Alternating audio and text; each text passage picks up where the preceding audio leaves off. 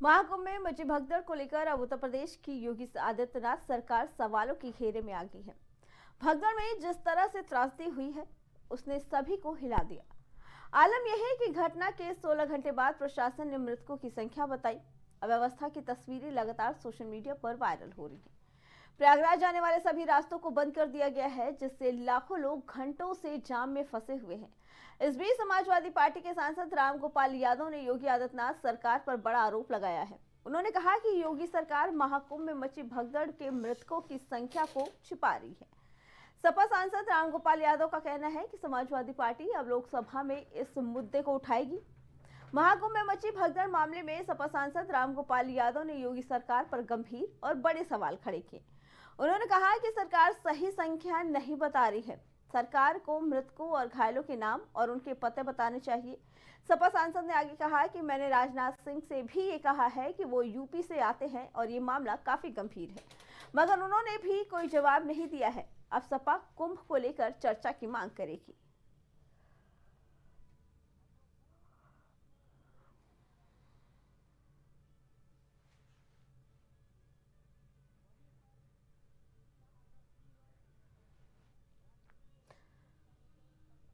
महाकुंभ में स्नान के बाद श्रद्धालुओं का रेला काशी और अयोध्या का रुख कर रहा है।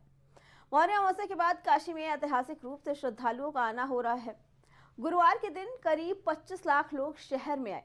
सभी आने वाले श्रद्धालु काशी विश्वनाथ का दर्शन करने के साथ घाट पर होने वाली गंगा आरती में शामिल होना चाहते थे। ऐसे में दशाश्वमेध घाट पर आज जबरदस्त भीड़ हुई।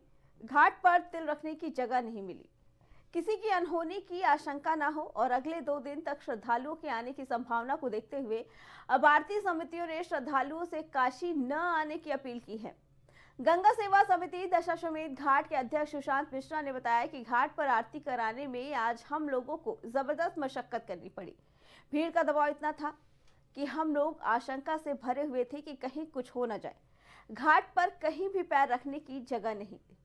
जितने लोग घाट पर थे उससे कहीं ज्यादा लोग घाट के ऊपर गोदौलिया चौराहे तक जमा थे। हर कोई गंगा आरती में शामिल होना चाहता था।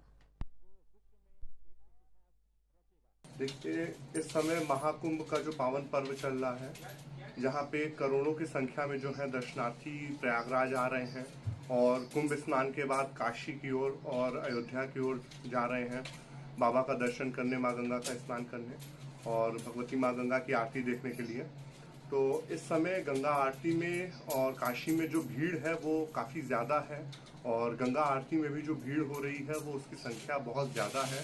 और इसीलिए हम लोग गंगा सेवा निधि परिवार की ओर से आप सभी देशवासियों से ये अपील करते हैं कि जब तक भीड़ काफ़ी ज़्यादा है तब तक आप लोग गंगा आरती का दर्शन करने न आए। और आप लोग से निवेदन है कि आप लोग जो ऑनलाइन है वहीं से आप लोग देख करके दर्शन कर लें। जब स्थिति थोड़ी सामान्य होगी उसके बाद आप माँ गंगा की आरती का दर्शन करने के लिए आ सकते हैं।